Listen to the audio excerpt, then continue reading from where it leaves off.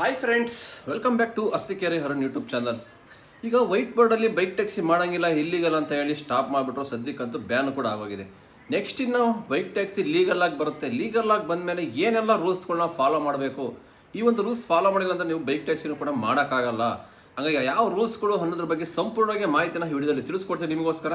ಇದರಿಂದ ಎಷ್ಟು ಬೆನಿಫಿಟ್ ಇದೆ ನಮ್ಮ ರೈಡರ್ಗಳಿಗೆ ಎಲ್ಲ ಕೂಡ ಹೇಳ್ತೇನೆ. ವಿಡಿಯೋ ಸ್ಟಾರ್ಟ್ ಮಾಡೋಕೆ ಮುಂಚೆ ಯಾರಾದರೂ ಫಸ್ಟ್ ಟೈಮ್ ನಮ್ಮ ಚಾನಲ್ ಸಬ್ಸ್ಕ್ರೈಬ್ ಮಾಡ್ಕೊಂಡೇ ನೋಡ್ಕೊತಾ ಇದ್ರೆ ದಯವಿಟ್ಟು ಸಬ್ಸ್ಕ್ರೈಬ್ ಮಾಡಿಕೊಂಡು ವಿಡಿಯೋನ ವಾಚ್ ಮಾಡಿ. ಹಾಗೆ ಪ್ರತಿಯೊಬ್ಬರು ಲೈಕ್ ಮಾಡಿ, ಆದಷ್ಟು ಶೇರ್ ಮಾಡಿ. ಬನ್ನಿ ಸ್ನೇಹಿತರೆ, ವಿಡಿಯೋನ ಸ್ಟಾರ್ಟ್ ಮಾಡೋಣ.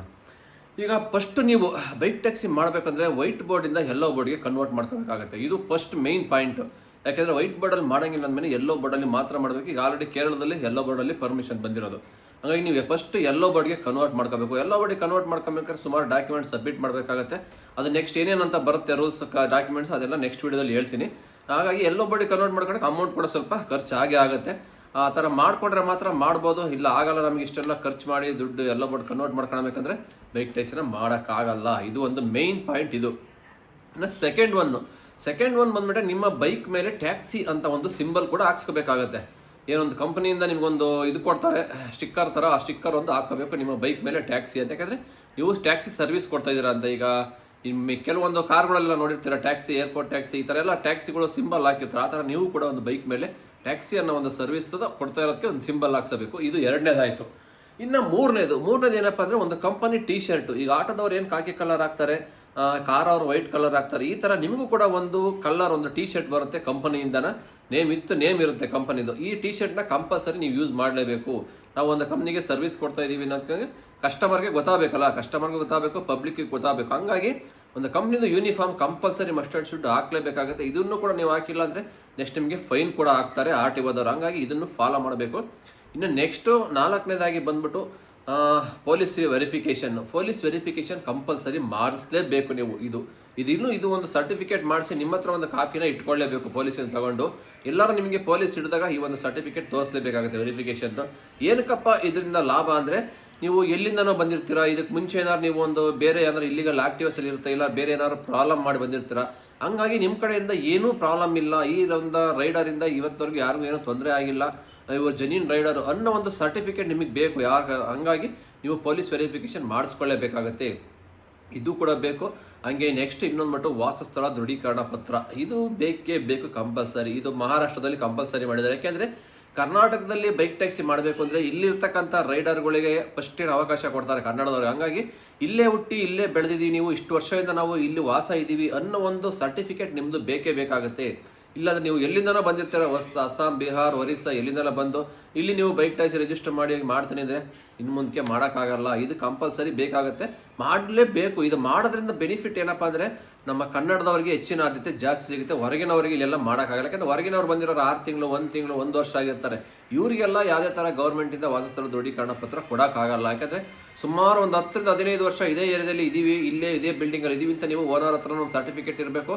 ವಾಸಸ್ಥಳ ದೃಢೀಕರಣ ಪತ್ರ ನೀವು ಪಂಚಾಯತ್ ಆಫೀಸಿಂದ ಇಲ್ಲ ತಾಲೂಕು ಆಫೀಸಿಂದ ತರಬೇಕಾಗುತ್ತೆ. ಅವಾಗ ಮಾತ್ರನೇ ಆಗುತ್ತೆ. ಹಂಗಾಗಿ ಟೆಂಪ್ರವರಿಗೆ ಬಂದು ಹೋಗೋರಿಗೆಲ್ಲವ ಇನ್ನು ಮುಂದಕ್ಕೆ ಬೈಕ್ ಟ್ಯಾಕ್ಸಿ ಮಾಡೋಕ್ಕಾಗಲ್ಲ. ಹಾಗಾಗಿ ವಾಸಸ್ಥಳ ದೃಢೀಕರಣ ಪತ್ರ ಕಂಪಲ್ಸರಿ ಇದ್ದರೆ ಬೈಕ್ ಟ್ಯಾಕ್ಸಿ ಮಾಡೋಕ್ಕೆ ಒಳ್ಳೆ ಬೆನಿಫಿಟ್ಟು, ತುಂಬ ಹೆಲ್ಪ್ ಆಗುತ್ತೆ. ಈ ಒಂದು ರೂಲ್ಸ್ ಜಾರಿಗೆ ತಂದರೆ ಜನಸಂಖ್ಯೆನೂ ಕೂಡ ಕಮ್ಮಿ ಆಗ್ತಾರೆ ಬೈಕ್ ಟ್ಯಾಕ್ಸಿ ಮಾಡೋರು. ಆನಂತರ ಆರ್ಡರ್ ಕೂಡ ಜಾಸ್ತಿ ಬರುತ್ತೆ. ಒಂದು ID ಕಾರ್ಡ್ ಕಂಪಲ್ಸರಿ ಇರಲೇಬೇಕು. ನೀವು ಒಂದು ಕಂಪ್ನಿಲಿ ಕೆಲಸ ಮಾಡ್ತೀರ ಅಂದರೆ ಒಂದು ID ಕಾರ್ಡ್ ಹೆಂಗೆ ಕೊಡ್ತಾರೋ ಹಂಗೆ ಒಂದು ಬೈಕ್ ಟ್ಯಾಕ್ಸಿಲಿ ಕೆಲಸ ಮಾಡ್ತಿದ್ರೆ ನಿಮಗೆ ಒಂದು ಕಂಪನಿಯಿಂದ ID ಕಾರ್ಡ್ ಕೊಡ್ತಾರೆ. ಅದು ಓಲಾ ಆಗಿರ್ಬೋದು, ಊಬರ್ ಆಗಿರ್ಬೋದು, ರಾಪಿಡ್ ಆಗಿರ್ಬೋದು. ನೀವು 3ರಲ್ಲೂ ಕೆಲಸ ಮಾಡ್ತಿದ್ರೆ ನಿಮಗೆ 3 ಕಡೆಯಿಂದ ಒಂದು ಬ್ಯಾಡ್ಜ್ ಅಂತ ಬರುತ್ತೆ ID ಕಾರ್ಡು. ಹಾಗಾಗಿ ಇದು ಕಂಪಲ್ಸರಿ ಕೇಳ್ತಾರೆ. ಇದು ಹಾಕ್ಕೊಂಡೆ ನೀವು ಡ್ಯೂಟಿ ಮಾಡಬೇಕಾಗತ್ತೆ. ಹಂಗೆ ನೆಕ್ಸ್ಟ್ ಇಂಪಾರ್ಟೆಂಟ್ ಏನಪ್ಪ ಅಂದರೆ, ಒಂದು ಕಂಪ್ನಿಗೆ ಯಾವ ಬೈಕ್ ಅಟ್ಯಾಚ್ ಮಾಡಿರ್ತೀರ ಅದೇ ಬೈಕ್ ಮಾತ್ರ ನೀವು ರನ್ ಮಾಡಬೇಕು. ಇದು ಮೇಯ್ನು. ನೀವು ಯಾವುದೋ ಬೈಕ್ ರಿಜಿಸ್ಟರ್ ಮಾಡಿ ಇಲ್ಲಿ ಯಾವುದೋ ಬೈಕ್ ಓಡಿಸ್ತಾ ಇದ್ರೆ ಆಗಲ್ಲ, ಆಮೇಲೆ ಬೈಕ್ ಸೀಸ್ ಆಗುತ್ತೆ. ಹಾಗಾಗಿ ಯಾವ ಬೈಕನ್ನು ನೀವು ಕಂಪ್ನಿಗೆ ರಿಜಿಸ್ಟರ್ ಮಾಡಿರ್ತೀರೋ ಅದೇ ಬೈಕಲ್ಲಿ ಬೈಕ್ ಟ್ಯಾಕ್ಸಿ ಮಾಡಬೇಕು. ಹಂಗೆ ಅದೇ ಡ್ರೈವರ್ ಕೂಡ ನೀವೇ ಆಗಿರಬೇಕು, ನಿಮ್ಮ ಹೆಸರಲ್ಲೇ ಇರಬೇಕು, ಬೈಕು ನೀವೇ ಓಡಿಸ್ತಾ ಇರಬೇಕು. ಅಲ್ಲಿ ರಿಜಿಸ್ಟರ್ ಆಗಿ ಯಾವುದೋ ಒಂದು ಬೇರೆ ಹೆಸರಲ್ಲಿ ಬೈಕ್ ರಿಜಿಸ್ಟರ್ ಆಗಿರುತ್ತೆ, ಯಾರೋ ರೈಡರ್ ರಿಜಿಸ್ಟರ್ ಆಗಿರ್ತಾರೆ ಹೆಸರು, ಇಲ್ಲಿ ಯಾರೋ ಬೇರೆ ರೈಡರ್ ಓಡಿಸ್ತಾ ಇದ್ರೆ ಆಗಲ್ಲ, ಅವಾಗ ಕೂಡ ನಿಮಗೆ ಪ್ರಾಬ್ಲಮ್ ಆಗುತ್ತೆ. ಹಂಗಾಗಿ ಇವೆಲ್ಲ ಪಕ್ಕ ಏನಕ್ಕೆ ವೆರಿಫಿಕೇಶನ್ ಮಾಡಿದ್ರು ಇದೇ ಪ್ರಾಬ್ಲಮ್. ಈಗ ಆಲ್ಮೋಸ್ಟ್ ನಿಮಗೆ ಗೊತ್ತಿರಬೇಕಂಗೆ 100ಕ್ಕೆ 30% ಜನ ಯಾರ್ದೋ ID ತಗೊಂಡು ಡ್ಯೂಟಿ ಮಾಡೋರು ಸುಮಾರು ಜನ ಇದ್ದಾರೆ. ಮೊಬೈಲ್ ನಂಬರ್ ಹಾಕೊಂಬಿಟ್ಟು ಯಾರೋ ರಿಜಿಸ್ಟರ್ ಮಾಡಿರ್ತಾರೆ, ಅವನು ಎಲ್ಲೋ ಊರಲ್ಲೋ ಎಲ್ಲೋ ಇರ್ತಾನೆ, ಅವನ ಹೆಸರಲ್ಲಿ ಇವ್ರು ಡ್ಯೂಟಿ ಮಾಡ್ತಾ ಇರ್ತಾರೆ. ನಾಳೆ ದಿನ ಯಾರಿಗಾರು ಪ್ರಾಬ್ಲಮ್ ಆದರೆ ಇಲ್ಲಿ ಬಂದು ಡ್ಯೂಟಿ ಮಾಡ್ತಾ ಇರ್ತಾರಲ್ಲ, ಇವ್ನ ಇಟ್ಕೊಳಲ್ಲ, ಊರಲ್ಲಿ ಇರ್ತಾನಲ್ಲ ಅವನು ಕೇಳ್ತಾರೆ. ಹಂಗಾಗಿ ಅದಕ್ಕೋಸ್ಕರ ಕಂಪಲ್ಸರಿ ಯಾರು ಡ್ಯೂಟಿ ಮಾಡ್ತಾ ಇರ್ತಾನೆ, ಯಾರು ID ಹೆಸರು ರಿಜಿಸ್ಟರ್ ಆಗಿರುತ್ತೆ ಅವರೇ ಡ್ಯೂಟಿ ಮಾಡಬೇಕಾಗತ್ತೆ. ಇದು ಮೇಯ್ನು, ಕಂಪಲ್ಸರಿ ಇರಲೇಬೇಕು. ಮತ್ತು ಟ್ಯಾಕ್ಸ್ ಎಲ್ಲ ಕಟ್ಟಬೇಕಲ್ವ, ಇನ್ನು ಎಲ್ಲೋ ಬೋರ್ಡ್ ಕನ್ವರ್ಟ್ ಆದಮೇಲೆ ಟ್ಯಾಕ್ಸ್ ಕಂಪಲ್ಸರಿ ಕಟ್ಟಲೇಬೇಕಾಗುತ್ತೆ ಇಯರ್ಲಿ ಒಂದ್ಸಲಿ. ಅದು ಎಷ್ಟು % ಬರುತ್ತೆ ಅಂತ ಗೊತ್ತಿಲ್ಲ. ಕಾರ್ಗಳಿಗೆ ಆಟೋಗಳಿಗೆ ಜಾಸ್ತಿ ಇದೆ, ಬೈಕಿಗೂ ಅಷ್ಟೇ ಕಮ್ಮಿ ಬರುತ್ತೆ. ಯಾಕೆಂದರೆ ಬೈಕಿಗೆ ಅವಕ್ಕೆಲ್ಲ ಹೋಲಿಸ್ಕೊಂಡ್ರೆ ಬೈಕಲ್ಲಿ ಪ್ರೈಸ್ ಕಮ್ಮಿ ಇರೋದ್ರಿಂದ ಟ್ಯಾಕ್ಸ್ ಕೂಡ ಕಮ್ಮಿನೇ ಆಗುತ್ತೆ, ಅಷ್ಟೊಂದೇನು ಜಾಸ್ತಿ ಆಗಲ್ಲ. ಒನ್ ಟೈಮ್ ಇನ್ವೆಸ್ಟ್ಮೆಂಟ್ ಎಲ್ಲೋ ಬೋರ್ಡ್ಗೆ ಕನ್ವರ್ಟ್ ಮಾಡ್ಕೊಳ್ಳೇಬೇಕಾಗುತ್ತೆ ಕಂಪಲ್ಸರಿ. ಇದನ್ನು ರಾಪಿಡೋ ಅಲ್ಲ, ಓಲಾ, ಊಬರ್ ಈ ಕಂಪ್ನಿಯವ್ರು ಕನ್ವರ್ಟ್ ಮಾಡಿಕೊಡ್ತಾರೋ ಇಲ್ಲ ನೀವೇ ಕನ್ವರ್ಟ್ ಮಾಡಿಸ್ಕೋಬೇಕು ಎಲ್ಲ ಬೋರ್ಡ್ಗೆ, ಇಲ್ಲ ಅಮೌಂಟ್ ಅವ್ರೇನಾದ್ರು ಕೊಡ್ತಾರೋ, ಇದ್ರ ಬಗ್ಗೆ ಇನ್ಫಾರ್ಮೇಷನ್ ಇನ್ನೂ ಗೊತ್ತಿಲ್ಲ. ಸುಮಾರು ಜನ ಕೇಳ್ತಾ ಇರ್ತಾರೆ, ನಮಗೆ ಮೆಸೇಜ್ ಮಾಡ್ತಾ ಇರ್ತಾರೆ. ಹಾಗಾಗಿ ಇದ್ರ ಬಗ್ಗೆ ಇನ್ಫಾರ್ಮೇಷನ್ ಏನೂ ಗೊತ್ತಿಲ್ಲ. ಗೊತ್ತಾದರೆ ಖಂಡಿತ ತಿಳಿಸ್ಕೊಡ್ತೀನಿ. ಸದ್ಯಕ್ಕಂತೂ ಯಾವುದೇ ಥರ ಇನ್ನೂ ಬಂದಿಲ್ಲ ರೂಲ್ಸ್, ಎಲ್ಲೋ ಬೋರ್ಡಲ್ಲೇ ಮಾಡಬೇಕಂತ ಇದೆ. ಬಟ್ ಅದು ಬಂದ ಮೇಲೆ ಇವೆಲ್ಲ ರೂಲ್ಸ್ ಫಾಲೋ ಮಾಡಲೇಬೇಕಾಗುತ್ತೆ. ಬೇರೆ ಸ್ಟೇಟಲ್ಲೆಲ್ಲ ಪರ್ಮಿಷನ್ ಬಂದಿರೋದ್ರಿಂದ ಇಷ್ಟು ರೂಲ್ಸ್ನ ಫಾಲೋ ಮಾಡಿದ್ರೆ ಮಾತ್ರನೇ ಬೈಕ್ ಟ್ಯಾಕ್ಸಿ ಮಾಡೋಕ್ಕಾಗೋದು, ಇಲ್ಲಾಂದ್ರೆ ಮಾಡೋಕ್ಕೆ ಯಾವುದೇ ಕಾರಣಕ್ಕೂ ಬಿಡಲ್ಲ ಅವ್ರನ್ನ. ಅವರ ಬೈಕ್ ಸೀಸ್ ಆಗುತ್ತೆ, ಮತ್ತು ಸುಮಾರು ಪೆನಾಲ್ಟಿ ಆಗುತ್ತೆ, ಮತ್ತು ಪರ್ಮನೆಂಟಾಗಿ ಅವ್ರ DL RC ಎಲ್ಲ ಕ್ಯಾನ್ಸಲ್ ಆಗುತ್ತೆ. ಹಾಗಾಗಿ ಇಷ್ಟೆಲ್ಲ ರೂಲ್ಸ್ಗಳನ್ನ ಫಾಲೋ ಮಾಡಲೇಬೇಕು. ಏನಕ್ಕೆ ಇಷ್ಟೆಲ್ಲ ರೂಲ್ಸ್ ಫಾಲೋ ಮಾಡಬೇಕು ಅಂದರೆ, ಒಂದು ಪಬ್ಲಿಕ್ಕಿಗೆ ಸೇಫ್ಟಿ ಬೇಕಂತ. ನೀವು ಯಾರೋ ಬಂದುಬಿಟ್ಟಿರ್ತೀರ, ಎಲ್ಲಿಂದನೋ ಬಂದು ಏನೋ ಒಂದು ಮಾಡ್ಕೊಂಡು ಏನೇನೋ ಕೆಟ್ಟ ಕೆಲಸ ಮಾಡ್ಕೊಂಡು ಬಂದಿರ್ತೀರ, ನೈಟಲ್ಲೆಲ್ಲ ಡ್ಯೂಟಿ ಮಾಡ್ತಿರ್ತಾರೆ, ಯಾರೋ ಲೇಡೀಸ್ ಬರ್ತಾರೆ, ಏನೋ ನಿಮ್ಮ ಕಡೆಯಿಂದ ಮಿಸ್ಬಿಹೇವ್ ಇಲ್ಲ ಬೇರೆ ಏನಾದ್ರು ಆಗ್ಬೋದು. ಆನಂತರವ ನೀವು ಯಾರು ಅನ್ನೋದೇ ಗೊತ್ತಿಲ್ಲ, ಎಲ್ಲೋ ತಪ್ಪಿಸ್ಕೊಂಬಿಟ್ಟಾಗ ನಿಮ್ಮನ್ನು ಹಿಡಿಯೋದು ಹೆಂಗೆ? ಅದಕ್ಕೋಸ್ಕರ ನೀವು ಪಕ್ಕ ಜೆನ್ಯೂನ್ ರೈಡರ್ ಆಗಿರಬೇಕು ಅನ್ನೋದಕ್ಕೋಸ್ಕರ ಇಷ್ಟೆಲ್ಲ ರೂಲ್ಸ್ನ ಮುಂದಕ್ಕೆ ಫಾಲೋ ಮಾಡಲೇಬೇಕಾಗುತ್ತೆ ಬೈಕ್ ಟ್ಯಾಕ್ಸಿ ಮಾಡಬೇಕಂದ್ರೆ. ಇಲ್ಲಾಂದರೆ ಯಾವುದೇ ಕಾರಣಕ್ಕೂ ಮಾಡೋಕ್ಕಾಗಲ್ಲ. ನಮಗೆ ಇಷ್ಟೆಲ್ಲ ಆಗಲ್ಲಪ್ಪ, ಎಲ್ಲೋ ಬೋರ್ಡ್ ಕನ್ವರ್ಟ್ ಮಾಡ್ಕೋಬೇಕು, ಯೂನಿಫಾರ್ಮ್ ಹಾಕಬೇಕು, ಬ್ಯಾಡ್ಜ್ ಮಾಡಿಸ್ಕೋಬೇಕು, ಪೊಲೀಸ್ ವೆರಿಫಿಕೇಷನ್ನು, ವಾಸಸ್ಥಳ ದೃಢೀಕರಣ ಪತ್ರ, ಇಷ್ಟೊಂದೆಲ್ಲ ಮಾಡ್ಕೊಂಡು ಡ್ಯೂಟಿ ಮಾಡಬೇಕಾ? ನೆಸೆಸಿಟಿ ಇದೆಯಾ? ಬೇಡಪ್ಪ ಅಂದರೆ ಏನೂ ಮಾಡೋಕ್ಕಾಗಲ್ಲ.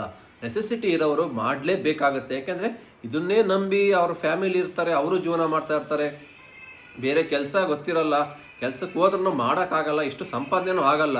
ಒಂದು ಬೈಕ್ ಟ್ಯಾಕ್ಸಿಲಿ ಕರೆಕ್ಟಾಗಿ ಮಾಡ್ತೀನಿ ಅಂದರೆ ತಿಂಗಳಿಗೆ 40,000 ರಿಂದ 50,000 ಮಾಡೋರು ಇದ್ದಾರೆ ಇವತ್ತು. ಈ 40,000 ರಿಂದ 50,000 ನಿಮಗೆ ಯಾವ ಕಂಪ್ನಿಲಿ ಕೊಡ್ತಾರೆ? ಒಂದು ಹೆಲ್ಪರಾಗೆ ಮಾಡ್ಬೇಕು. ನೀವೇನು ಯಾವ ಕೆಲಸ ಏನು ಕಲ್ತಿಲ್ಲ, ಇಂಜಿನಿಯರ್ ಅಲ್ಲ, ಡಾಕ್ಟರ್ ಅಲ್ಲ. ಒಂದು ಹೆಲ್ಪರ್ ಕಂಪ್ನಿಗೆ ಹೋದ್ರೆ ನಿಮ್ಗೆ ಎಷ್ಟು ಕೊಡ್ತಾರೆ? 15,000 ರಿಂದ 20,000 ಮ್ಯಾಕ್ಸಿಮಮ್ ಅಷ್ಟೇ, ಓಟಿ ಗಿಟಿ ಎಲ್ಲ ಮಾಡಿದ್ರೆ. ಆದರೆ ಇಲ್ಲಿ ಒಂದು ಬೈಕ್ ಎಕ್ಸ್ಪೀರಿಯನ್ಸ್ ಓಡ್ಸೋಕ್ಕೆ ಬಂದರೆ ನೀವು ಒಂದು 40,000 ರಿಂದ 50,000 ದುಡಿಬೋದು. ಹಂಗಾಗಿ ಇಷ್ಟೆಲ್ಲ ರೂಲ್ಸ್ ಫಾಲೋ ಮಾಡಬೇಕಂದ್ರೆ, ಇಷ್ಟೆಲ್ಲ ಸಂಪಾದನೆ ಮಾಡಬೇಕು ಅಂದರೆ ಈ ರೂಲ್ಸ್ ಫಾಲೋ ಮಾಡಲೇಬೇಕಾಗತ್ತೆ. ಮಾಡ್ತಾರೆ. ಯಾಕೆಂದರೆ ಸುಮಾರು ಜನ ಇದನ್ನೇ ನಂಬ್ಕೊಂಡಿರೋದ್ರಿಂದ 100% ಮಾಡೇ ಮಾಡ್ತಾರೆ, ಏನೂ ಮಾಡೋಕ್ಕಾಗಲ್ಲ. ಈಗೇನೊಂದು 5 ರಿಂದ 6 ಲಕ್ಷ ಜನ ಏನಿದಾರಲ್ಲ ಬೈಕ್ ಟ್ಯಾಕ್ಸಿ ರೈಡರ್ಸು, ಸಂಖ್ಯೆ ಕಮ್ಮಿ ಆಗುತ್ತೆ. 5 ರಿಂದ 6 ಲಕ್ಷ ಇರೋರು 50% ಸಂಖ್ಯೆ ಕಮ್ಮಿ ಆಗುತ್ತೆ. ಹೊರಗಿಂದ ಬಂದಿರೋರೆಲ್ಲ ಮಾಡೋಕ್ಕಾಗಲ್ಲ. ಎಲ್ಲ ಬೇರೆ TN, ಅಸ್ಸಾಂ, ಒರಿಸ್ಸಾ, AP ಇವೆಲ್ಲ ಗಾಡಿಗಳಿದಾವಲ್ಲ, ಇನ್ನು ಮುಂದಕ್ಕೆ ಇವೆಲ್ಲ ಬೈಕ್ ಟ್ಯಾಕ್ಸಿನ ಮಾಡೋಕ್ಕಾಗೋದೇ ಇಲ್ಲ ಯಾವುದೇ ಕಾರಣಕ್ಕೆ. ಕರ್ನಾಟಕದಲ್ಲಿ ಅವ್ರವ್ರ ಸ್ಟೇಟಲ್ಲಿ ಅವರೇ ಹೋಗಿ ಮಾಡಬೇಕಾಗುತ್ತೆ. ಓನ್ಲಿ KA ರಿಜಿಸ್ಟ್ರೇಷನ್ ಇರೋ ಬೈಕ್ ಮಾತ್ರನೇ ಇಲ್ಲಿ ಬೈಕ್ ಟ್ಯಾಕ್ಸಿ ಮಾಡೋಕ್ಕಾಗೋದು ಕರ್ನಾಟಕದಲ್ಲಿ. ಹಂಗಾಗಿ ಸುಮಾರು ಇವಾಗ ಹೊರಗಿನ ರಾಜ್ಯದಿಂದ ಬಂದಿರೋರೆಲ್ಲ ಬೈಕ್ ಟ್ಯಾಕ್ಸಿನ ಇನ್ನು ಮುಂದಕ್ಕೆ ಯಾವುದೇ ಕಾರಣಕ್ಕೂ ಮಾಡೋಕ್ಕಾಗಲ್ಲ. ಫುಲ್ ಸ್ಟ್ರಿಕ್ಟಾಗಿ ರೂಲ್ಸ್ ಆಗೇ ಆಗುತ್ತೆ. ಇಲ್ಲಿ ಮೇನ್ ಪ್ರಾಬ್ಲಮ್ ಆಗ್ತಿರೋದು ಹಂಗೆ. ಇಲ್ಲಿ ಆಟೋದವ್ರಿಗೂ ಬೈಕ್ ಟ್ಯಾಕ್ಸಿಯವ್ರಿಗೆ ಏನಕ್ಕೆ ಜಗಳ ಆಗ್ತಾಯಿದೆ ಅಂದರೆ, ಹೊರಗಿಂದ ಜನ ಜಾಸ್ತಿ ಬಂದ್ಬಿಟ್ಟು ಬೈಕ್ ಟ್ಯಾಕ್ಸಿಲಿ ಜಿಪ್ಪಿ ಬೈಕ್ ತಗೊಂಡು ಮಾಡೋರಿದ್ದಾರೆ, ಬೌನ್ಸ್ ಬೈಕ್ ತಗೊಂಡು ಮಾಡೋರಿದ್ದಾರೆ, ರೆಂಟಿಗೆ ಯಾವ ಸಿಗ್ತಾವೆ ಎಲ್ಲ ಬೈಕ್ಗಳು ತಗೊಂಡು ಬೈಕ್ ಟ್ಯಾಕ್ಸಿ ಹೊಡಿತಿದ್ದಾರೆ. ಸಿಕ್ಕಿದ್ರಾಗೆಲ್ಲ ಬಾಡಿಗೆ ಹೊಡಿತಿದ್ದಾರೆ. ಇದರಿಂದ ಇವಾಗ ಆಟೋ ಡ್ರೈವರ್ಸ್ ರೊಚ್ಚಿಗೆದ್ದಿರೋದು. ಇವ್ರಿಗೆ ಇಷ್ಟ ಬಂದಿರೋ ಬೈಕ್ಗಳು ಎಲ್ಲ ತಗೊಂಡು ಎಲ್ಲವರೆಗೂ ಬೈಕ್ ಟ್ಯಾಕ್ಸಿ ಮಾಡ್ತಾರೆ. ನಾವು ಮಾತ್ರ ಬರೀ ಒಂದರಲ್ಲೇ ಮಾಡಬೇಕು. ಬೈಕ್ ಟ್ಯಾಕ್ಸಿನೂ ಮಾಡ್ತಾರೆ, ಫುಡ್ ಡೆಲಿವರಿನೂ ಮಾಡ್ತಾರೆ, ಪಾರ್ಸಲ್ಲು ಡೆಲಿವರಿ ಮಾಡ್ತಾರೆ. ನಮಗೆ ಬೇರೆ ಆಪ್ಷನ್ನೇ ಇಲ್ವಲ್ಲ, ನಾವು ಇದನ್ನೇ ಮಾಡಬೇಕು. ಹಿಂಗಾಗಿ ನಮಗೆ ಬಾಡಿಗೆ ಬರ್ತಾ ಇಲ್ಲ, ಅದೆಲ್ಲ ದುಡ್ಡು ಕಮ್ಮಿ ಅಂತ ಬೈಕೇ ಬುಕ್ ಮಾಡ್ಕೊಂಡು ಹೋಗ್ತಾ ಇದ್ದಾರೆ ಕಸ್ಟಮರ್ ಅಂತ. ಇದೇ ಜಗಳದಿಂದನೇ ಇವಾಗ ಇಷ್ಟು ದೊಡ್ಡ ಮೇಜರ್ ಪ್ರಾಬ್ಲಮ್ ಆಗಿರೋದು. ಹಂಗಾಗಿ ಇನ್ನು ಮುಂದಕ್ಕೆ ಈ ಎಲೆಕ್ಟ್ರಿಕಲ್ ಬೈಕ್ಗಳೆಲ್ಲ ನಿಂತೋಗ್ತವೆ. ಜಿಪ್ಪಿ, ಬೌನ್ಸು, ಇನ್ನು ಹೊರಗಿನ ಸ್ಟೇಟ್ಗಳಿಂದ ಬಂದಿರೋ ಬೈಕ್ಗಳು ಎಲ್ಲ ಕಂಪ್ಲೀಟ್ ಸ್ಟಾಪ್ ಆಗ್ತವೆ. ಓನ್ಲಿ KA ರಿಜಿಸ್ಟ್ರೇಷನ್ ಬೈಕ್ ಮಾತ್ರನೇ ಬೈಕ್ ಟ್ಯಾಕ್ಸಿ ಮಾಡಬೇಕು. ಜೆನ್ಯೂನ್ ರೈಡರ್ ಇರಬೇಕು, ಓನ್ಲಿ ಎಲ್ಲೋ ಬೋರ್ಡ್ ಇರಬೇಕು. ಈ ಥರ ರೂಲ್ಸ್ಗಳು 100% ಬರುತ್ತೆ. ಬರೋದ್ರಿಂದ ರೈಡರ್ಗೂ ಒಳ್ಳೇದೇ, ಪಬ್ಲಿಕ್ಸ್ಗೂ ಒಳ್ಳೇದೇ, ಗೌರ್ಮೆಂಟ್ಗೂ ಒಳ್ಳೇದೇ. ಗೌರ್ಮೆಂಟ್ಗೆ ಏನಕ್ಕೆ ಒಳ್ಳೇದಂದರೆ ಟ್ಯಾಕ್ಸ್ ಎಲ್ಲ ಪೇ ಮಾಡ್ತೀವಿ, ಪಕ್ಕ ಪ್ರಾಬ್ಲಮ್ ಇಲ್ದಂಗೆ ಎಲ್ಲ ಸಾಲ್ವ್ ಆಗುತ್ತೆ. ಆಟೋ ಡ್ರೈವರ್ಗೂ ಅಷ್ಟೇ, ರೈಡರ್ಸ್ ಕಮ್ಮಿ ಆಗೋದ್ರಿಂದ ಅವ್ರಿಗೂ ಕೂಡ ಬಾಡಿಗೆ ಹೆಚ್ಚಿಗೆ ಬರುತ್ತೆ, ಅವರು ನೆಮ್ಮದಿಯಾಗಿ ಡ್ಯೂಟಿ ಮಾಡ್ಬೋದು. ಇಲ್ಲಿ ರೈಡರ್ಸ್ಗೂ ಅಷ್ಟೇ ಬಾಡಿಗೆ ಕೂಡ ಚೆನ್ನಾಗಿ ಬರ್ತಾ ಇರ್ತವೆ ಆರ್ಡ್ರ್. ಯಾಕೆಂದರೆ ರೈಡರ್ಸ್ ಸಂಖ್ಯೆ ಕಮ್ಮಿ ಆಗಿರೋದ್ರಿಂದ ಬಾಡಿಗೆ ಜಾಸ್ತಿ ಬರುತ್ತೆ. ಆನಂತರ ಈ ಅಮೌಂಟ್ಗೆ ಮಾಡೋಕ್ಕಾಗಲ್ಲ. ಅದು ಒಂದು ಹೇಳ್ಬಿಡ್ತೀನಿ ಕೇಳಿ. ಇವಾಗ ಏನು ರಾಪಿಡದಲ್ಲಿ 7-8 ರೂಪಾಯಿ, 9 ರೂಪಾಯಿ, 10 ರೂಪಾಯಿ ಕಿಲೋಮೀಟರ್ ಕೊಡ್ತಾನಲ್ಲ, ಈ ಅಮೌಂಟಿಗೆ ಇಷ್ಟೆಲ್ಲ ರೂಲ್ಸ್ ಫಾಲೋ ಮಾಡಿ ಬೈಕ್ ಟ್ಯಾಕ್ಸಿ ಮಾಡೋಕ್ಕಾಗಲ್ಲ. ಹಾಗಾಗಿ ಆ ನಂತರ ಪೇಮೆಂಟ್ ಕೂಡ ಜಾಸ್ತಿ ಮಾಡಲೇಬೇಕಾಗುತ್ತೆ. ಕಂಪ್ನಿಯವನು ಮ್ಯಾಕ್ಸಿಮಮ್ 15 ರೂಪಾಯಿ ಕಿಲೋಮೀಟ್ರಿಗೆ ಕೊಡಲೇಬೇಕು. ಅದು ಲೋಕಲ್ ಆಗಿರ್ಬೋದು, ಲಾಂಗ್ ಆಗಿರ್ಬೋದು, ಎಲ್ಲೇ ಆಗಲಿ ಒಂದು ರೈಡ್ ಅಕ್ಸೆಪ್ಟ್ ಮಾಡ್ಕೊತಾರೆ ಅಂದರೆ 1 ಕಿಲೋಮೀಟ್ರಿಗೆ 15 ರೂಪಾಯಿ ಕೊಟ್ಟರೆ ಮಾತ್ರ ಬೈಕ್ ಟ್ಯಾಕ್ಸಿಯಲ್ಲಿ ಮುಂದಕ್ಕೆ ವರ್ಕೌಟ್ ಆಗುತ್ತೆ. ಅವನೇ ಕೈಯಿಂದ ಕೊಡೋದು ಬೇಡ, ಕಸ್ಟಮರಿಂದ ತಗೊಳ್ಳಿ. ಬೇಕಾದ್ರೆ ಕಸ್ಟಮರ್ ಬುಕ್ ಮಾಡ್ಕೊಂತಾರೆ, ಬೇಡ ಅಂದರೆ ಬೇಡ. ಯಾಕೆಂದರೆ ಎಲ್ಲ ಥರ ಇನ್ವೆಸ್ಟ್ ಮಾಡಿ ಬೈಕಿಗೆ 7-8 ರೂಪಾಯಿ ಕಿಲೋಮೀಟ್ರಿಗೆ ಮಾಡೋದಾದರೆ ಮಾಡೋದೇ ವೇಸ್ಟು, ಏನೂ ಉಳಿಯಲ್ಲ. 100 kg 150 kg ಕಸ್ಟಮರ್ನೆಲ್ಲ ಹಾಕ್ಕೊಂಡು ಹೋಗ್ಬೇಕು. ಹಂಗಾಗಿ ಕಂಪಲ್ಸರಿ 15 ರೂಪಾಯಿ ಕಿಲೋಮೀಟ್ರ್ ಪ್ರತಿಯೊಂದು ರೈಡರ್ಗೂ, ಅದು ಸ್ಕೂಟಿ ಆಗಿರ್ಬೋದು, ಬೈಕ್ ಆಗಿರ್ಬೋದು, ಅವನು ಬೈಕ್ ಬೂಸ್ಟು ಅದು ಇದು ಏನೇನೋ ಮಾಡ್ಕೊಂಡು ಒಬ್ಬೊಬ್ರಿಗೆ ಒಂದೊಂದು ಅಮೌಂಟ್ ಕೊಡ್ತಾನೆ. ಇವೆಲ್ಲ ಯಾವುದೂ ಕೊಡೋಂಗಿಲ್ಲ. ಎಲ್ಲ ರೈಡರ್ಗೂ ಒಂದೇ ಅಮೌಂಟು. ಪ್ರತಿಯೊಂದು ಬೈಕಿಗೂ ಪೆಟ್ರೋಲ್ ಹಾಕೋದು, ನೀರು ಹಾಕ್ಕೊಂಡು ಯಾರೂ ಓಡಿಸಲ್ಲ ಆಯಿತಾ. ಒಂದೊಂದು ಗಾಡಿ ಒಂದೊಂದು ಮೈಲೇಜ್ ಬರ್ಬೋದು ಹೆಚ್ಚು ಕಮ್ಮಿ, ಅಷ್ಟು ಬಿಟ್ಟರೆ ಎಲ್ಲರೂ ಪೆಟ್ರೋಲ್ ಹಾಕೋದು 111 ರೂಪಾಯಿ ಪೆಟ್ರೋಲ್ ಇರೋದ್ರಿಂದವ ಪ್ರತಿಯೊಂದು ರೈಡರ್ಗೂ ಒಂದೇ ಅಮೌಂಟ್ ಕೊಡಬೇಕು. ರ್ಯಾಪಿಡೋ, ಓಲಾ, ಊಬರ್ ಅವರು ಅವಾಗ ಮಾತ್ರ ವರ್ಕೌಟ್ ಆಗುತ್ತೆ ರೈಡರ್ಗಳಿಗೆ. ಆನಂತರ ಇವನು 7-8 ರೂಪಾಯಿ ಕಿಲೋಮೀಟ್ರ್ ಕೊಟ್ಟು ನಾವು ಇಷ್ಟೆಲ್ಲ 7-8 ರೂಲ್ಸ್ ಫಾಲೋ ಮಾಡ್ಕೊಂಡು ಅಮೌಂಟ್ ಎಲ್ಲ ಇನ್ವೆಸ್ಟ್ ಮಾಡಿ ಗಾಡಿಗೆ ಬೈಕ್ ಟ್ಯಾಕ್ಸಿ ಮಾಡೋಕೆ ಹೋದರೆ ನಿಮಗೇನು ಉಳಿಯಲ್ಲ, ದುಡ್ಡು ಬರೋದೆಲ್ಲ ಅಲ್ಲೇ ಸರಿ ಹೋಗ್ತಾ ಇರುತ್ತೆ. ಹಾಗಾಗಿ ಇಷ್ಟೆಲ್ಲ ರೂಲ್ಸ್ ಫಾಲೋ ಮಾಡಬೇಕು, ಬೈಕ್ ಟ್ಯಾಕ್ಸಿನ ಮಾಡಬೇಕು. ಮುಂದಕ್ಕೆ ಬರೋದು ಇದೇ ರೂಲ್ಸೇನೆ, ಸದ್ಯದಲ್ಲೇ ಬರುತ್ತೆ. ಇದೇನು ಜಾಸ್ತಿ ವರ್ಷಾನುಗಟ್ಟಲೆ ಹೋಗಲ್ಲ ಇದು. ಆಲ್ಮೋಸ್ಟ್ ಈಗ ಆಲ್ರೆಡಿ ಎಲ್ಲ ಕಡೆ ಸ್ಟ್ರೈಕ್ ನಡೀತಾ ಇದೆ. ಬೈಕ್ ಟ್ಯಾಕ್ಸಿ ಬೇಕೇ ಬೇಕು, ಬೈಕ್ ಟ್ಯಾಕ್ಸಿ ಅಪ್ರೂವಲ್ ಕೊಡಲೇಬೇಕು, ಯಾವುದೇ ಕಾರಣಕ್ಕೂ ಸ್ಟಾಪ್ ಮಾಡೋಂಗಿಲ್ಲ. ಇದರಿಂದ ಸುಮಾರು ಲಕ್ಷಾಂತರ ಜನ ಕೆಲಸ ಮಾಡ್ತಾಯಿದ್ದಾರೆ, ಅವ್ರ ಫ್ಯಾಮಿಲಿ ಕೂಡ ನಂಬ್ಕೊಂಡಿದ್ದಾರೆ ಅಂತವ. ಮೈಸೂರಲ್ಲಿ, ಬೆಂಗಳೂರಲ್ಲಿ ರ್ಯಾಪಿಡೋ ವೆಲ್ಫೇರ್ ಅಸೋಸಿಯೇಷನ್ಸ್ ಎಲ್ಲ ಈಗ ಸ್ಟ್ರೈಕ್ ಮಾಡೋಕ್ಕೆ ಮುಂದಾಗಿದ್ದಾರೆ. ಹಂಗಾಗಿ ಆದಷ್ಟು ಬೇಗ ಬೈಕ್ ಟ್ಯಾಕ್ಸಿಗೆ ಏನಾದರೂ ಒಂದು ಆಲ್ಟರ್ನೇಟ್ ವ್ಯವಸ್ಥೆ ಮಾಡ್ತಾರೆ. ಆದಷ್ಟು ಬೇಗ ಸೀರಿಯಸ್ ಆಗಿ ಆಕ್ಷನ್ ತಗೊತಾರೆ. ಯಾಕೆಂದರೆ ಇದು ಬ್ರೇಕಿಂಗ್ ನ್ಯೂಸ್ ಆಗೋಗ್ಬಿಡ್ತು. ಒಂದು ವಾರದಿಂದ 4-5 ದಿವಸದಿಂದ ಕರ್ನಾಟಕದಲ್ಲಿ ಎಲ್ಲ ಕಡೆ ಹಿಡಿತಾ ಇರೋದ್ರಿಂದವ. ಹಾಗಾಗಿ ಆದಷ್ಟು ಬೇಗ ಇವಾಗ ಬೈಕ್ ಟ್ಯಾಕ್ಸಿಗೆ ಏನಾದ್ರು ಒಂದು ಲೀಗಲಾಗಿ ಬಂದೇ ಬರುತ್ತೆ. ಯಾಕೆಂದರೆ ಬೈಕ್ ಟ್ಯಾಕ್ಸಿ ನಡೆಸ್ತಾರೋ ಓನರ್ಗಳೇನೋ ಸಣ್ಣ ಪುಟ್ಟವರೆಲ್ಲ ದೊಡ್ಡ ಶ್ರೀಮಂತರುಗಳೇನೆ. ಹಾಗಾಗಿ ಇವ್ರಿಗೆಲ್ಲ ದೊಡ್ಡ ಕಾಂಟ್ಯಾಕ್ಟ್ ಇದ್ದೇ ಇರುತ್ತೆ. ಹಾಗಾಗಿ ಬೇಗ ಆದಷ್ಟು ಇದಕ್ಕೊಂದು ಪರ್ಯಾಯ ವ್ಯವಸ್ಥೆ ಹುಡುಕಿ ಬೈಕ್ ಟ್ಯಾಕ್ಸಿನ ಲೀಗಲ್ಲಾಗಿ ಪರ್ಮಿಷನ್ ತಂದೆ ತರ್ತಾರೆ. ಯಾರು ಭಯ ಪಡ್ತಕ್ಕಂಥ ನೆಸೆಸಿಟಿನೇ ಇಲ್ಲ. ನಮ್ಮೆಲ್ಲ ರೈಡರ್ಗಳು ಸ್ವಲ್ಪ ವೆಯ್ಟ್ ಮಾಡಿ ತಾಳ್ಮೆಯಿಂದ, ಯಾರು ಆ ಥರ ಬಿದ್ದು ಮತ್ತೆ ವೈಟ್ ಬೋರ್ಡಲ್ಲಿ ಬೈಕ್ ಟ್ಯಾಕ್ಸಿ ಮಾಡೋಕೆ ಹೋಗಬೇಡಿ. ಸುಮಾರು ಜನ ನಾನು ನೋಡ್ತಾ ಇರ್ತೀನಿ, ಅದು ಬೇಕಂತಾನೆ ಡ್ಯೂಟಿ ಆನ್ ಮಾಡ್ತಿರ್ತೀನಿ ಚೆಕ್ ಮಾಡೋಣ ಅಂತವ, ಬಟ್ ಆರ್ಡರ್ ಅಕ್ಸೆಪ್ಟ್ ಆಗ್ತಾ ಇದ್ದಾವೆ. ಏನಕ್ಕೆ ಈ ಥರ ಮಾಡ್ತಾ ಇದ್ದಾರೆ ಅಂತ ಅರ್ಥ ಆಗ್ತಾ ಇಲ್ಲ. ವೈಟ್ ಬೋರ್ಡಲ್ಲಿ ಮಾಡೋಂಗಿಲ್ಲ, ಎಲ್ಲ ಹಿಡಿತಾ ಇದ್ದಾರೆ ಅಂತ ಗೊತ್ತಿದ್ದೋ ಮಾಡ್ತಾ ಇದ್ದಾರೆ. ಈಗ ಎಷ್ಟು ನೆಕ್ಸ್ಟ್ ವಿಡಿಯೋದಲ್ಲಿ ಹೇಳ್ತೀನಿ, ಬೈಕ್ ಟ್ಯಾಕ್ಸಿ ಸೀಸ್ ಆಗಿ ಎಷ್ಟು ಬೈಕ್ ಬಿಟ್ಟರು, ಎಷ್ಟೆಷ್ಟು ಫೈನ್ ಕಟ್ಟಿದ್ದಾರೆ, ಇದಕ್ಕೆಲ್ಲ ಯಾರು ದುಡ್ಡು ಕೊಟ್ಟರು ಎಲ್ಲ ನೆಕ್ಸ್ಟ್ ವಿಡಿಯೋದಲ್ಲಿ ಕೂಡ ಇನ್ನೊಂದು ವಿಡಿಯೋ ಮಾಡಾಕ್ತೀನಿ. ಸದ್ಯಕ್ಕೆ ಈ ವಿಡಿಯೋ ಇಲ್ಲಿಗೆ ಮುಗಿಸ್ತಾ ಇದ್ದೀನಿ. ಈ ವಿಡಿಯೋ ತುಂಬ ಯೂಸ್ ಆಗಿದೆ ಅಂತ ಅಂದ್ಕೊತೀನಿ. ಮತ್ತೆ ಸಿಗೋಣ ಮುಂದಿನ ವಿಡಿಯೋದಲ್ಲಿ. ಅಲ್ಲಿವರೆಗೂ take care, bye, have a nice day. ಜೈ ಹಿಂದ್, ಜೈ ಕರ್ನಾಟಕ ಮಾತೆ.